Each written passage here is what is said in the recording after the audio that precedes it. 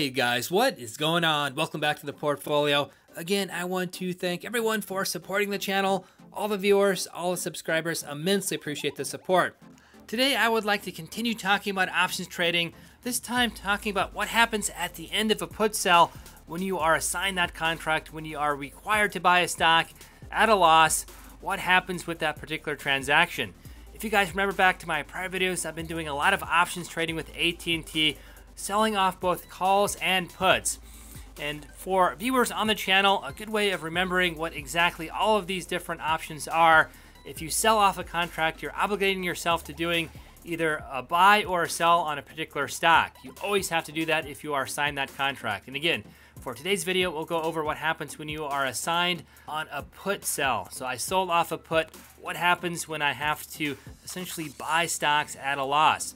So there's two things you have to do when you sell off an options contract and you get assigned that contract. You either have to buy a stock or you have to sell a stock at a particular price. And a good way of remembering that, a put, P-U-T, is sort of like buy, B-U-Y. So if you sell off a put, you're essentially obligating yourself on buying a particular stock at a particular price on that contract.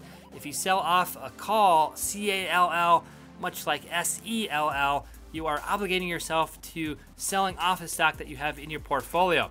And for AT&T, I have a mixture of both of those types of trades, but I only got assigned the sell put. I have to essentially buy stocks at a loss on the portfolio.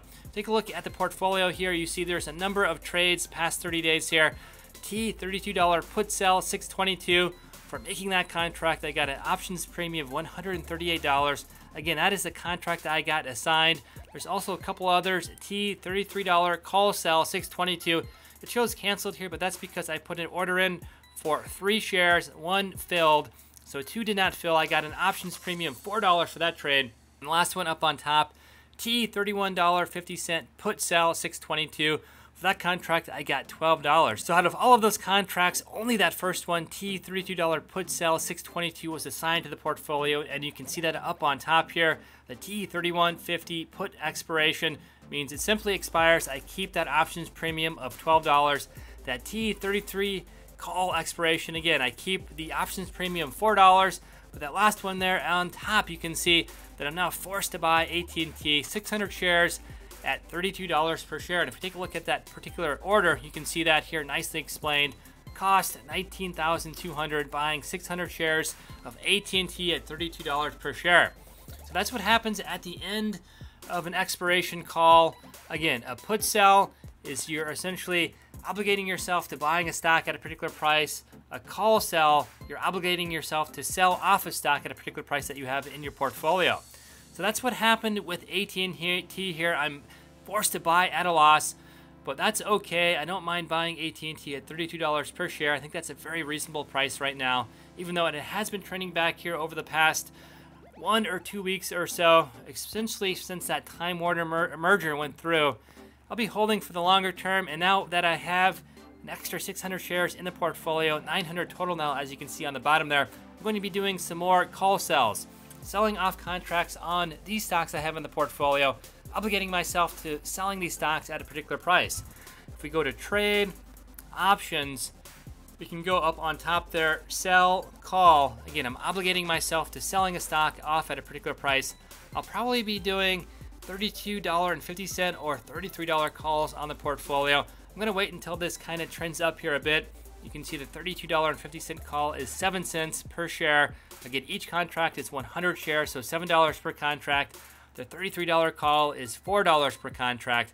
I'll probably wait until those trend up a bit. I do believe AT&T will gain some momentum over the next week.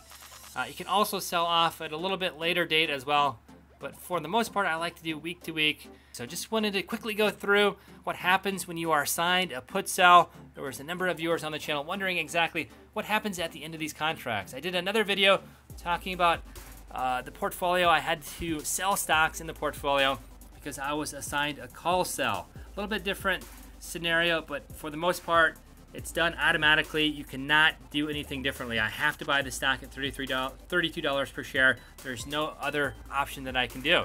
So if there's any questions on exactly what happens, please let me know. And again, if you guys enjoy the videos on the channel, if you guys enjoy the content, feel free to like, share, and subscribe. If you guys have any questions about this video, other videos, please let me know in the comment threads down below, and I'll do my best to get back to you guys as quickly as I can. So kind of with that, I'll end the video, and we'll see you guys next time.